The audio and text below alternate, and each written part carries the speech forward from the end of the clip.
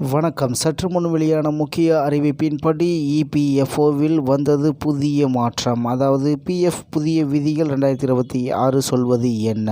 செய்தியை முழுமையாக கேட்கறதுக்கு முன்னாடி நம்ம சேனலை சப்ஸ்கிரைப் பண்ணலாம். சப்ஸ்கிரைப் பண்ணிக்கோங்க. மறக்காம பெல் பட்டனை கிளிக் பண்ணிக்கோங்க. அப்போ தான் நம்மளுடைய அப்டேட்டட் நியூஸ் உங்களுக்கு உடனுக்குடன் வந்து சேரும். பிஎஃப்பில் புதிய விதிகள் 2026 ஏப்ரல் 1 முதல் சம்பள உச்சவரம்பு உயர்வா? ஊழியர்களுக்கு என்ன பலன்? தனியார் துறையில் பணியாற்றும் லட்சக்கணக்கான ஊழியர்களுக்கு முக்கியமான மாற்றமாக வருங்கால வைப்பு நிதி அதாவது பிஎஃப் விதிகளில் திருத்தம் செய்ய மத்திய அரசு திட்டமிட்டு வருகிறது.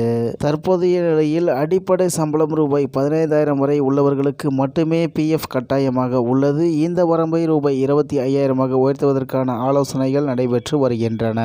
இந்த நிலையில் ஏப்ரல் 1, 2026 முதல் புதிய மாற்றமா?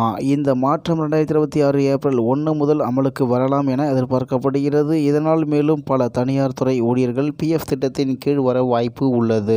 மேலும் இது ஓய்வு கால சேமிப்பை அதிகரிக்க உதவும். பிஎஃப் பங்களிப்பு எப்படி அதிகரிக்கும்? பிஎஃப் விதிகளின்படி ஊழியர் மற்றும் நிறுவனம் இருவரும் அடிப்படை சம்பளத்தின் 12% பங்களிக்கின்றனர். உதாரணமாக சம்பளம் ரூபாய் 25,000, ஊழியர் பங்கு ரூபாய் 3,000, நிறுவன பங்கு ரூபாய் 3,000, மொத்தம் ரூபாய் 6,000 மாதந்தோறும் பிஎஃப் கணக்கில் சேரும். தற்போது இந்த தொகை அதிகபட்சம் ரூபாய் 3,600 வரை மட்டுமே உள்ளது.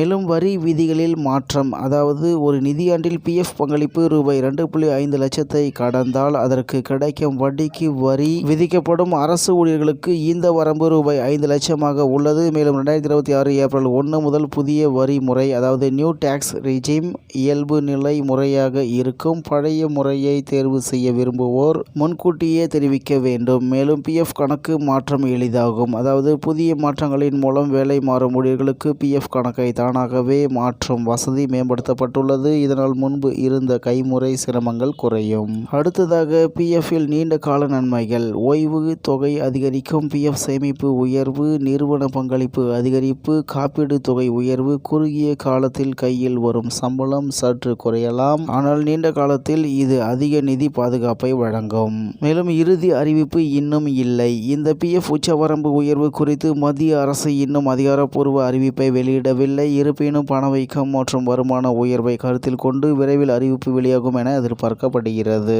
மேலும் பிஎஃப் விதிகளில் எதிர்பார்க்கப்படும் இந்த மாற்றம் தனியார் துறை ஊழியர்களுக்கு பெரிய நிதி பாதுகாப்பை வழங்கக்கூடிய முக்கியமான முன்னேற்றமாக இருக்கும் என்று தகவல் வெளியாகி உள்ளது என்பது குறிப்பிடத்தக்கது.